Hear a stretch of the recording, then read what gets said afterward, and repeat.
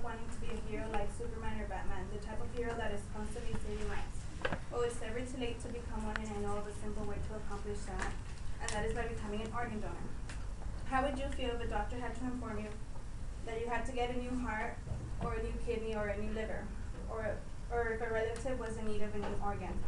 I've had the experience a couple years ago. An uncle of mine was in need of a new liver and was put on the waiting list 6 months before he got it.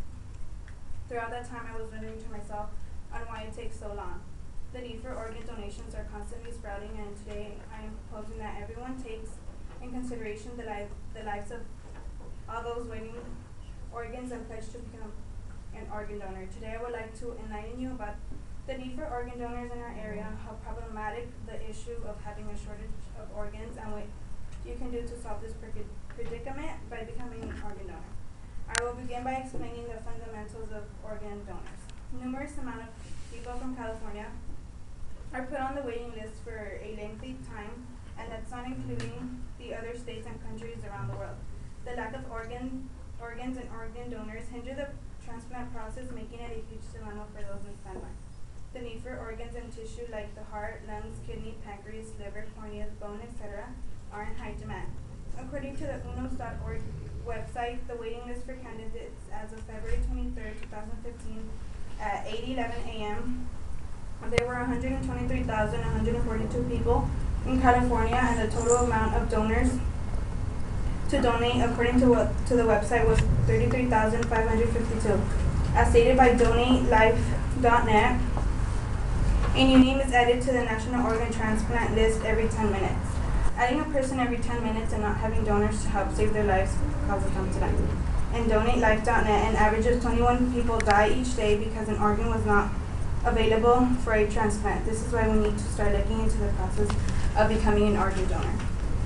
By now, I'm sure that you can tell that the need for more people to become donors to save lives. Now let's talk about the different problems that can happen with a shortage amount of organs. Problems like death happen when there is a shortage amount of organs. Many factors contribute to why there isn't enough donors to save people's lives. One big reason why people aren't helping to save lives is because the lack of education in the subject. Many of us are not well informed on the subject, or simply misinformed about the whole process. For example, that you may have heard, or one example is that you may have heard about is that if you're in an incident of some sort and the hospital realizes that you are on the donor list, they will not try as hard to save your life. This is not true, because the hospital's main concern is always to save lives. Others say to themselves that they are not able to donate. Well, I'm here to tell you that you are able. As stated in organdonor.gov, no one is too old or too young. Both newborn babies to senior citizens have been donors. What's important here is the condition of the organs and the ability to save lives. Sometimes a shortage of organs is also in part due to donor error. Many think that by writing the request they are done, but they are wrong. A crucial part of actually becoming a donor after death is to tell their family members, because the next of kin are the ones who end up deciding for you when you have passed away. So now that you know what happens when you aren't an organ donor, why not be part of the people who are? Solutions to the problems mentioned above on how to become an active organ and tissue donor. The best solution to the problem would be to never jump to conclusions. Always get the information that you need to be able to help as many people as possible. A great way to help the people in need is to become an organ donor, and it's fast and easy. Becoming an organ donor is easy to get started. You first need to register with the state donor registry if available. You also designate your decision on your driver's license or ID. And the most important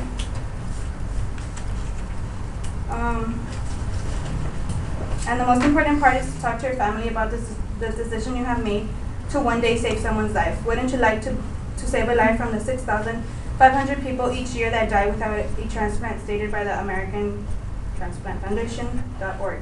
So to wrap it up, so now that we have discussed how to become an organ donor, are you ready to save lives? The need for organ donations will continue to grow, and I believe that we should all be a part of the list. I just finished talking about the need for organ donation in our area of problems with not having enough donors or organs, and how we can solve this problem by becoming donors ourselves. So don't let the chance to save someone's life slip away. Go out and become an organ and tissue donor today, so that in the future someone else can live through you. Even after death, you can still become a hero.